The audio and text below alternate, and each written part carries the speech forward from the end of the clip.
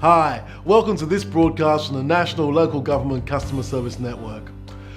In this episode, we're going to be focusing on Nigel from Pitney Bowes, and he's going to be talking about two-way communication between the council and the residents and the many groups of people within your municipality who may not be residents as well.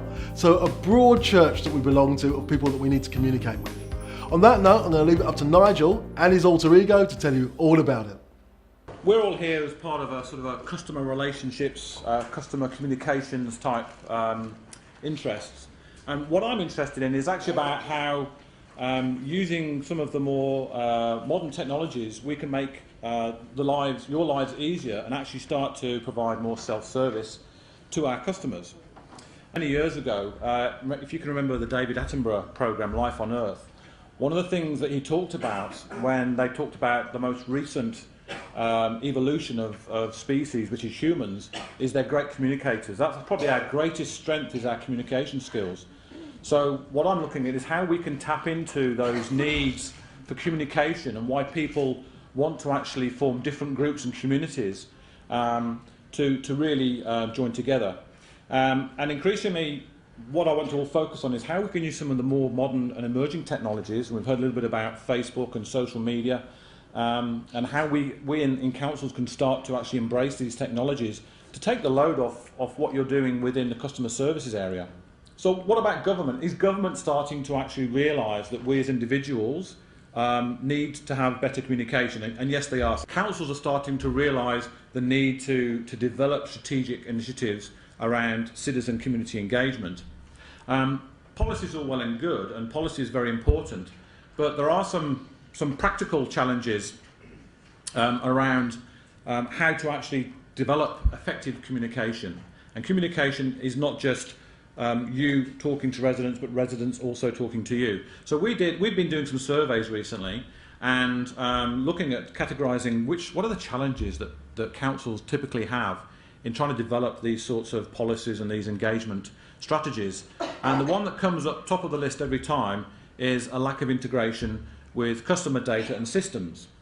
So, I was listening with interest to the Tech One presentation about the challenges around systems integration. And yes, there are, I think that's a convenient excuse saying that it's not possible to integrate. I think it is possible, but you just have to be pragmatic about the way that you do it. That doesn't mean that you have to buy one system from one vendor for everything.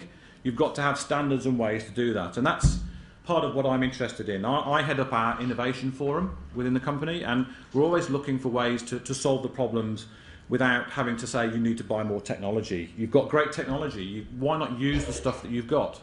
I've come from the MapInfo business, so when I was in the UK I worked for MapInfo. Many of the councils in the room here have the mapping system from MapInfo, but how can you use that system, the GIS that you have, and link it into assets, link it into property, link it into the citizens' information that you have? And that's really part of what I want to talk about. So where do we start? Well, I think the first thing you need to think about is you need to actually understand the people that live within your community. And it's surprising when I'm talking to different councils, quite often you have a general idea of who's in your community, but not very specific. And I want to sort of bring in some experience that we've had within the commercial world of why they get very specific and start to understand their customers. Because the better you understand the customer and what they're interested in, then they'll start to listen, and you'll start to have a dialogue with them, and you'll be able to essentially solve their problems for them. So it's about understanding the communities, work out what their expectations are, and then look at that two-way dialogue. So let's start off with understanding the communities. So what do we mean by community? It might be proximity, or it might be shared characteristics, beliefs. If you were trying to describe your council area and what the communities are, think how diverse they might be and the challenges you might have in trying to reach out to them and engage them in a dialogue. One way you can do that is to obviously use things like the census data. Now, my mapping background, this is something that comes quite naturally to me. So here we've got an example of just overlaying the 2011 census over your various council boundary and census demographic areas. That can help you get a sense of the age profile, maybe the the propensity for spending money. So the council gives you the census gives you lots of information about the neighbourhoods that have formed within your council area. But again, that's a geographic constraint. And it might be that a lot of the communities extend beyond the geographic boundaries. Another way you can use that sort of technology is rather than thinking about the council being responsible for servicing their needs, what about driving service need through third parties? So we're seeing an increasing use of these sorts of technologies to help bring business and sort of public-private partnership into council areas. So again, it's not necessarily the council's responsibility to satisfy and deliver against all citizens' needs. And again, so you can use this sorts of technology to service their needs. And if someone wants to start a new business, where do they go to find information about the communities that they're serving for those potential businesses? Another area that I'm hearing increasingly, and I'm sure you'll be tapping into this, because of social media, so many councils now have a Facebook page or several Facebook pages, and it's starting to tune into what are those sleeper issues. So you don't want to be, again, behind the wave, you want to be on the wave. So think again about the potential for using social media to get into those either sleeper issues or quickly emerging issues that might be happening in your area. The challenge there is how do you actually manage that wealth of data that's flowing through these sorts of channels. The other area to start to focus more on, and I'm seeing this increasing within councils, is the creation of forums.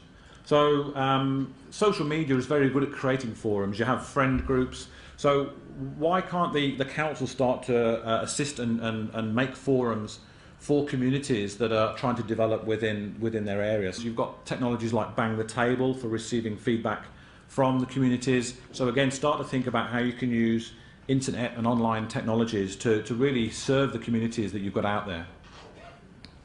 So now we've got a sense of, we're starting to realise that there are different types of circles of communities and people. What are their expectations? Increasingly, in modern society, people are time poor. They expect more from the services that you provide. They're paying money for the services. So they want to actually they want to have a voice and they want to have a relationship with council. And I think that's come over from the commercial world as now. I think people expect more from not just the commercial world, but also from the public sector. Why not start to think about signing up and having an account with the council so you can be notified of the things that interest you, whether that is to do with flood notifications, child groups, it might be events that are happening in school holidays. These are the sorts of technologies that, like here you can see it's going to the phone, you can send an email, or you can go and take it to the council website. But start thinking about how to use the social media and these devices in everyone's pockets to actually take the pressure off the customer services people and basically better inform the citizens about what's going on and allow them to inform you about what they're interested in. Thanks for watching the broadcast today. We hope you really enjoyed it. We hope you got lots of tips and lots of tricks that you're able to use and take back to your council. And we're really looking forward to seeing you next time on our next broadcast. Bye for now.